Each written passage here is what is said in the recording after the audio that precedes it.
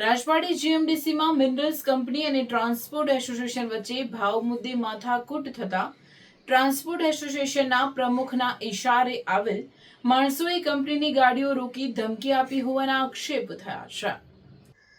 Transport એસોસિએશનના પ્રમુખ કેતન ગાંધીએ કંપનીના આરોપને ખોટા ગણાવ્યા। રાજવાડી જીએમડીસી સ્થિત માંડવી મિનરલ્સ પ્રાઇવેટ લિમિટેડ અને સ્થાનિક ટ્રાન્સપોર્ટ એસોસિએશન વચ્ચે ભાવ મુદ્દે રકઝક થઈ હતી। સ્થાનિક ટ્રાન્સપોર્ટ એસોસિએશનના પ્રમુખ કેતન ગાંધીના ઇશારે કેટલાક માણસોએ મિનરલ્સ કંપનીની ગાડીઓને રોકી ધમકી આપી હતી। બીજી બાજુ એસોસિએશનના પ્રમુખે તેમની પર લાગેલા આરોપોનું ખંડન કર્યું હતું। રાજવાડી ખાતે આવેલ Gujarat mineral development corporation limited અંતર્ગત Mandovi minerals private limited company raw material ઉઠાવવાનું કામ કરે છે, જેઓ માઇનિંગમાંથી મટીરિયલ ભરી સાઇટ પર લઈ જવા માટે સ્થાનિક ટ્રાન્સપોર્ટ એસોસિએશન સાથે સંકળાયેલ ટ્રાન્સપોર્ટરોને કામ આપે છે। પરંતુ છેલ્લા કેટલાક સમયથી રાજવાડી ટ્રાન્સપોર્ટ એસોસિએશન અને મંડોવી કંપની વચ્ચે ભાવ મુદ્દે માથાકૂટ ચાલી રહી હતી, જેણે આજે ઉગ્ર સ્વરૂપ ધારણ કર્યું હતું।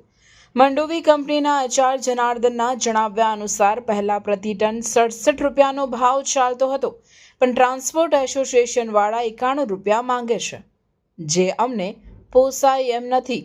અમારે ઘણા ખર્ચ હોય છે, પરંતુ ટ્રાન્સપોર્ટ એસોસિએશન 91 રૂપિયા કરતાં ઓછા ભાવે કામ નથી કરતા, જેથી આજે અમે અમારી પ્રાઇવેટ ગાડી લોડિંગ માટે બોલાવી હતી। પરંતુ સવારથી જ ટ્રાન્સપોર્ટ એસોસિએશનના પ્રમુખ કેતન ગાંધીને દોરવણી હેઠળ એસોસિએશન સાથે સંકળાયેલ ગાડીઓવાળા આવીને અમારી ગાડી લોડિંગ થતાં અટકાવી હતી। ગાડીની હવા કાઢવાની કોશિશ કરી હતી। અમે અટકાવતા ધક્કો મારી દીધો હતો, તેમજ તમે જીએમડીસી માઇનિંગની બહાર આવો, તમને જોઈ લઈએ છે એવી ધમકી ઉચ્ચારી હતી। ગાડીની આગળ આવી જો લોડિંગ કરવી હોય તો પહેલાં અમારી ઉપરથી ગાડી જવા દો તેમ કહી કામગીરી કરતા અટકાવ્યા હતા, જેથી તેમણે પોલીસને જાણ કરતા પોલીસ આવી હતી અને મામલો થાળે પાડી ખોટી રીતે આરોડાઈ કરતા ટ્રાન્સપોર્ટ સંચાલકોને ચેતવણી આપી હતી।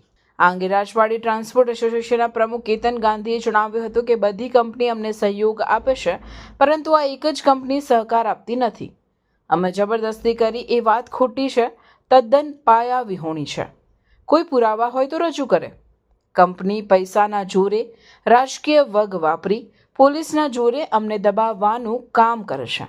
અમે સ્થાનિક માણસો છે, 1200 થી 1500 માણસો આ ટ્રાન્સપોર્ટના ધંધાથી ગુજરાન ચલાવે છે। અમારો જે ભાવ નક્કી થયો છે એ ટ્રાન્સપોર્ટ એસોસિએશન અને સિલિકા એસોસિએશન વચ્ચે સ્થાનિક ધારાસભ્યની મધ્યસ્થીથી નક્કી થયો છે। અહીં 104 કંપની આવેલી, 103 કંપનીને અમારા ભાવ મંજૂર છે, તો આ એક જ કંપનીને કેમ વાંધો છે? આ મામલે કેટલાક વિડીયો સામે આવ્યા છે, જેમાં ટ્રાન્સપોર્ટ એસોસિએશનના પ્રમુખ સાથે જોવા મળતા કેટલાક લોકો મંડોવી કંપનીના કર્મચારીઓને ધમકી આપતા અને તેમની ગાડી રોકતા જોવા મળી રહ્યા છે। ઉલ્લેખનીય છે કે 3 કિલોમીટરના ફેરા માટે 91 રૂપિયાનો ભાવ વાજબી નથી, તેવો કેટલાક સિલિકા પ્લાન્ટ સંચાલકોમાં ગણગણાટ છે। સાથે એવો પણ ગણગણાટ ઊભો થયો છે કે આ વ્યવસાયિક મુદ્દો છે। ટ્રાન્સપોર્ટ એસોસિએશન અને સિલિકા એસોસિએશન વચ્ચેનો મુદ્દો છે, તો આ ભાવ નક્કી કરવાનો પાવર સ્થાનિક ધારાસભ્યને કઈ રીતે હોય? સ્થાનિક ધારાસભ્યને આ મામલે મધ્યસ્થી કરવાની કેમ જરૂર પડી, અથવા તો તેમણે ભાવ વધારવા માટે કેમ રસ લીધો? એવી ચર્ચા પણ રાજવાડી પંથકમાં ચાલી રહી છે। कुछ दिन से पहले ये ट्रांसपोर्टर वाले ने हमारा 36 हम पहले 64 का रेट देते थे पर टन के हिसाब से। अभी वो बिना ये विदाउट नोटिस और विदाउट इन्फॉर्मेशन 64 से 91 रुपीस बढ़ गए, इसलिए उस अमाउंट से हमको नहीं चलता, क्योंकि हमारा खर्चा ज़्यादा है और एक्सपेंसेस बहुत बड़ा है, इसमें बढ़ता है, इसलिए हमने उसको मना किया से। लेकिन वो ट्रांसपोर्टर वाले ज़बरदस्ती से वो बोल रहे हमारा ही व्हीकल लेने का है इधर कंपनी में, इसके लिए हम उसको अगेंस्ट किया था। तो वो अभी बोल रहे हैं आपका इधर माइंस में आपका व्हीकल जाएंगे तो सिर्फ हमारा ट्रांसपोर्टर पे ही चलेगा, दूसरा कंपनी व्हीकल नहीं डालेंगे, क्योंकि अभी हम कंपनी का व्हीकल नहीं डाले हैं। प्लान है हमारा, अभी ऑलरेडी एक व्हीकल हम इधर डाले हैं, लेकिन ये ज़बरदस्ती से ये उसको अंदर नहीं देते हैं।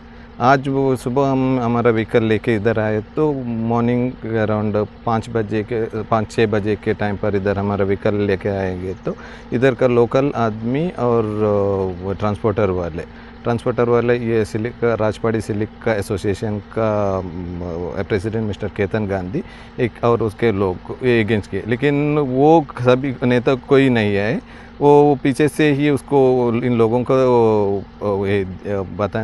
डिस्टर्ब करने लगे हमारा बिजनेस को। सो कुछ लोग इधर आके स्टॉप किया हमारा, वो बोल रहे थे हम व्हीकल अंदर नहीं आने देंगे।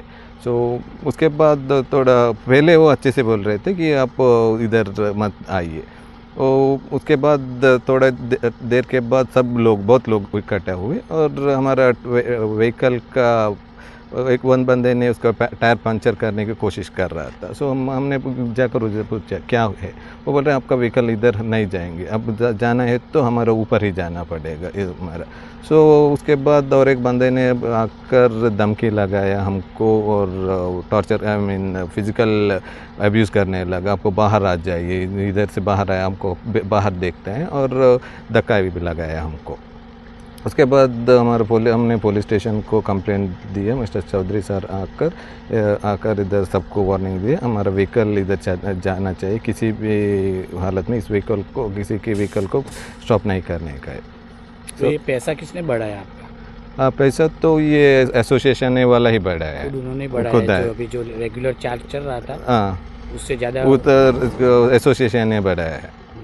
और उनकी मांग एसोसिएशन की ऐसी कि लोकल गाड़ी चलनी चाहिए, क्योंकि अभी हम कंपनी का व्हीकल डालेंगे तो उसको परेशान होता है, इसलिए वो ऐसा कर रहे हैं कि कंपनी का व्हीकल नहीं चलाने के, वो हमको ज़बरदस्ती बोल रहे हैं आपको हमारा ही व्हीकल डालना पड़ेगा इधर, किसी का भी कंपनी का व्हीकल हम चलने नहीं देंगे। अभी आप कितना पैसा देते हो उनको? अभी 67 रुपीज़ पर टन के हिसाब से देते हैं, अभी 91 रुपीज़ बोल रहे हैं। सो उतना 91 में हमारा वर्कआउट नहीं हो रहा है। सो वो बोल रहे हैं 91 सब इकट्ठा, क्योंकि अभी कुछ भी ज़्यादा नहीं हुआ, पेट्रोल का डीजल का रेट ज़्यादा नहीं हुआ और कुछ मेंटेनेंस व्हीकल का भी रेट कुछ भी ज़्यादा नहीं हुआ, उसके बाद विदाउट रीज़न वो रेट बढ़ा रहे हैं अभी।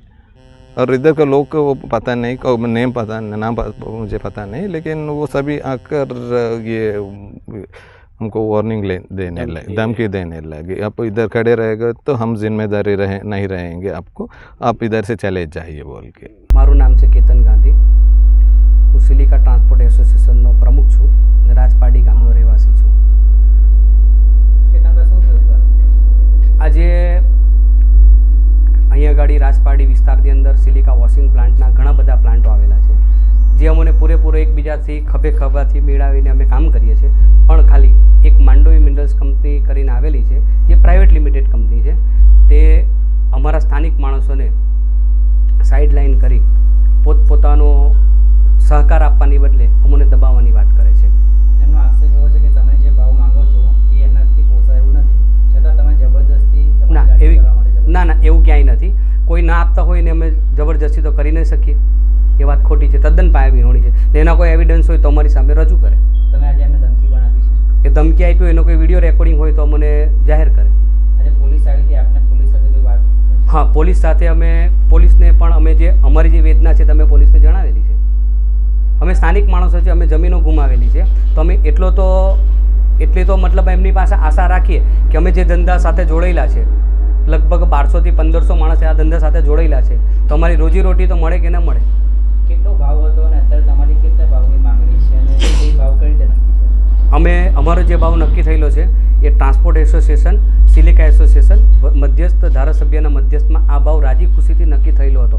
આ ખાલી માંડવી મિનરલ્સને એ ભાવ મંજૂર નથી, તો અમારા જે ટ્રાન્સપોર્ટર છે એમની ત્યાં નથી પોસાતું, નથી ભાવમાં આવતું, એટલે અમે એમની ત્યાં રાજી ખુશીથી ત્યાં માલ મોકલવા માટે આજે બંધાયેલા નથી। અમે ધારાસભ્ય કયા ધારાસભ્ય હતા અને એમના હસ્તક્ષેપ ત્યાં નક્કી થયું, તો હવે આજે આખી મેટર ઊભી થઈ છે, એમાં એમનું મધ્યસ્થી હશે? હા, 100% અમારા ધારાસભ્ય અમારા મધ્યસ્થ અને અમારા સર્વોપરી છે, એટલે અમે એ જે અમને કહેશે તે માટે અમે એમની માટે બંધાયેલા છે એમની વાત સાથે। કેટલો ભાવ હતો? અત્યારે કેટલો ભાવ છે? પહેલા ભાવ એમનો 67 રૂપિયા હતો, અત્યારે અમે સામસામે બેસી જે ભાવનું નિરાકરણ 91 રૂપિયા આવેલા છે, એ નિરાકરણ અમે 91 રૂપિયા પર પૂર્ણ વિરામ મતલબમાં પૂરું કરેલું છે, 91 રૂપિયા લઈને. તમારો કોઈ આક્ષેપ છે એની સામે? હા, અમારો આક્ષેપ છે, મને પૈસાના પાવરે, રાજકીય વગના ધારણે વગ વાપરી અમને દબાવવાની વાત કરે છે ને અમારા ધંધા પર બહુ મોટું આ વ્યક્તિ નુકસાન કરે એવું અમને લાગી રહેલું છે. તથા મારી પર બી ખોટી રીતે ફરિયાદ કરવાની પણ મને દાબ ધમકી એમને આપેલી છે. કેટલી ટ્રાફિક ચાલતી હશે? અમારા એસોસિએશનની અંદર 155 ઓનર જોડાયેલા છે, જે અમારા વિસ્તારના સ્થાનિક માણસો છે, અને 445 અમારી પાસે સિલિકા ટ્રાન્સપોર્ટ એસોસિએશનમાં ગાડી સંકળાયેલી છે, ને જે બધાને રોજીરોટી, સ્થાનિક માણસોને રોજીરોટી મળે એ હેતુથી અમે આ એસોસિએશન બનાવેલું છે, નહીં કે કોઈને નુકસાન કરવા માટે.